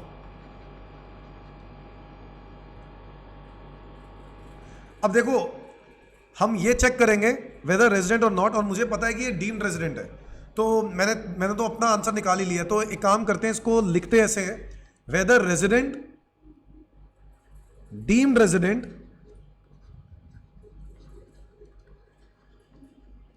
और नॉन रेजिडेंट।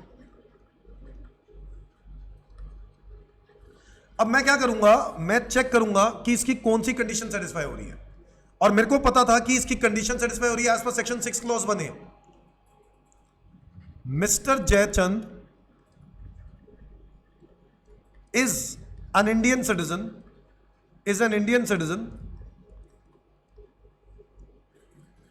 and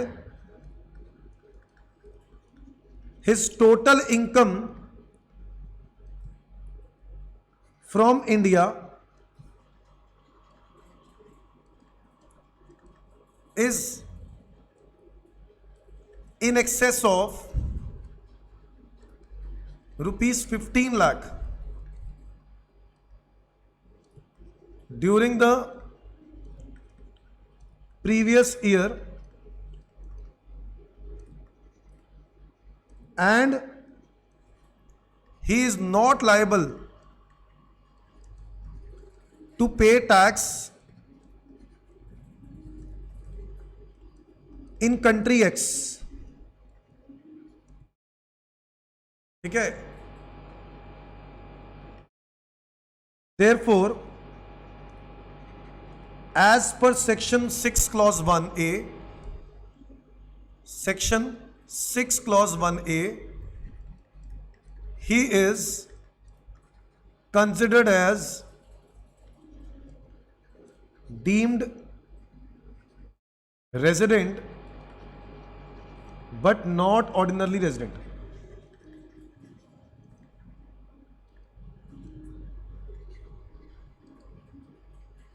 ठीक है जी, RNOR, इज दैट क्लियर? अब ये वाला हो गया। अब यहां पर डीम्ड रेजिडेंट मैंने प्रूव कर दिया।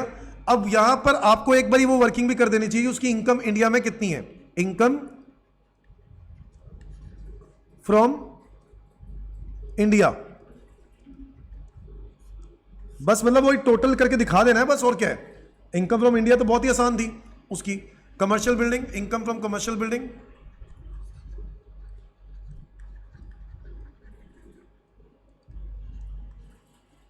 कितनी है income from commercial building? Income from commercial building है 12 लाख रुपए। और इनकम फ्रॉम रिटेल स्टोर, ये भी इंडिया से ही है। इनकम फ्रॉम रिटेल स्टोर ये है 4.5 लाख रुपए। ये हो गया कुल मिला के 16,50,000 रुपए। तो ये हो गई इस आंसर की अटैचमेंट साथ में, तो आपको कंप्लीट हो गया। तो आप ये कह सकते हो कि ये डीम्ड रेजिडेंट है, कहानी खत्म हो गई। डीम्ड रेजिडेंट में आपको नॉन रेजिडेंट निकालने की जरूरत ही नहीं होती। RNOR, NOR, तो डायरेक्ट RNOR आता है, हाँ या नहीं? चलो, इस तरीके से और भी प्रैक्टिस करने चाहिए आपको क्वेश्चंस। अब मैं कुछ होमवर्क दे रहा हूं, ठीक है, आप लोग प्रैक्टिस करो। मेरे ख्याल से अच्छा खासा प्रैक्टिस करोगे तो आपको ये बहुत ही आसान लगेगा, ठीक है। आओ जरा देखते हैं प्रैक्टिस करने के लिए मैं क्या क्या दे सकता हूं। एक तो क्वेश्चन नंबर 5, 6, 7 और 8 ये तो करना ही है। 9 मैंने करा दिया है। 5, 6, 7, 8 के बाद 5, 6, 7, 8 के बाद 11 और 12 मैंने कराया है अभी। 13 आपको करना है होमवर्क में। 14 भी करना है आपको होमवर्क में। 14 और 15 भी आपको होमवर्क में करना है।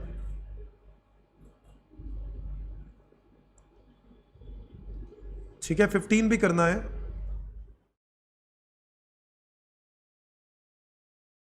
और 16 नहीं, 16 अभी मत करो क्योंकि 16 में ना टैक्स भी निकालना है, तो अभी आपको आता नहीं है। 15 तक करना है, ठीक है। 15 हो गया। 17 मैं पहले ही करा चुका हूं। हाँ, एक ये 19 भी आप लोग कर लेना प्लीज, क्योंकि ये वही वाला CDC वाला, कंटिन्यूस डिस्चार्ज सर्टिफिकेट वाला, ठीक है, ये वही वाला है, ये भी कर लेना प्लीज। दैट्स इट, ठीक है। बाकी तो आपको होमवर्क के लिए कुछ और प्रैक्टिस करने के लिए है, तो ये आप बाद में करना, ठीक है जी। तो आज के लिए करते हैं इतना ही बच्चों। रेजिडेंशियल स्टेटस के लिए मेन इंडिविजुअल वाला काम खत्म कर दिया हम लोगों ने, ठीक है। अच्छे से पढ़ो, एक बारी फिर से रिवाइज करो। कोई डाउट आता है तो पूछ सकते हो, बट कोशिश करो एक बारी और वीडियो को देखो। अगर आपको लगता है कि कहीं एक बारी क्रक्स को फिर से अच्छे से समझ ले, तो एक बारी हो जाएगा, क्वेश्चंस हो जाएंगे तो आपको लगेगा ये क्या था यार, बहुत ही बेसिक था। Is that clear? आज के लिए इतना ही। Bye bye everyone.